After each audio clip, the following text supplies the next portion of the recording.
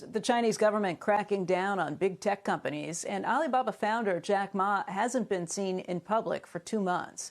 That's leading to questions about where he went and why he's been silent. Joining us right now is Leland Miller, China Beige Book International CEO. And Leland, obviously it's just speculation at this point, but it does come after some clearly heightened tensions between Jack Ma, Alibaba, and Chinese regulators. Yeah, I mean, the question right now is whether Jack is managing a very low profile for his own good, or whether he's been brought into a dark room and is having new terms of Alibaba dictated to him. Nobody knows. Nobody will know until the government comes out with a statement. But I think right now, Jack is just sort of muttering to himself, oops. And it's oops on some of the things he's done in recent months in terms of antagonizing government regulators. But this is something, the Alibaba ecosystem has been something that has been antagonizing state banks and the state-run financial system for years and years. So it's not altogether surprising that he's become under more pressure right now, and he has a target on his back now that he's become politically vulnerable. You're not talking about the retail side of Alibaba. You're talking about the financial side, what they've been doing. And why don't you explain that a little bit to people, why it's such a threat to the Chinese banking system? Yeah, this is a point that I made years ago when Alibaba, I was CNBC's guest commentator for the Alibaba IPO in 2014. And everyone was talking about how spectacular this company is. And it's true. It's a spectacular, innovative company. But the issue is that Alibaba is not one company. It's actually two companies. It is a retail firm, which is a Chinese national champion. I think that's what people think of when they think of Alibaba most of the time. But it's also a giant financial firm. And it has been innovating behind the scenes of Chinese finance for years, whether it's online mutual funds, whether it's e-payments. These are systems that have been beating the tar out of the state banking system.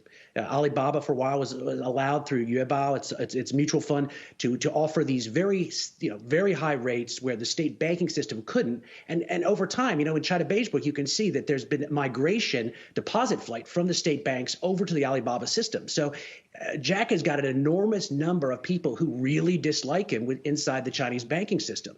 And this is a problem that happens, and then Beijing would step in and they'd regulate Alibaba, or they'd force them to bring the rates down. But this has been a tension, not for months, but for years. So this is Jack finding himself vulnerable and having a lot of enemies on the inside.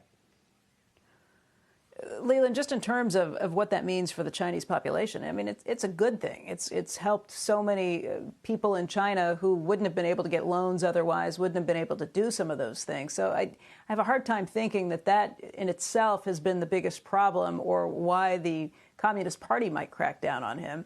But some of the things that he said very recently have been incredibly antagonistic, just in terms of things you're not allowed to say in China that he has said. Right. And one rule is you don't antagonize the Chinese Communist Party and expect good things to happen. But look, while what Alibaba has been doing has been innovative, it's been good for Chinese consumers and households and the Chinese economy. Keep in mind the vested interests that are affected by this. You have these, the technocrats, you have the bureaucrats, you have the bankers who have watched their fiefdom become less and less important over time. And so even if this is good for China writ large, this is a real question mark to where the banking system falls in this new world order. If Jack had his way, he would sort of sweep the banking system aside and replace it. So it may be good for China, but it's not good for a lot of party people who are in the top of the power chain, which means that, Jack better tread carefully at this point. Shepard Smith here. Thanks for watching CNBC on YouTube.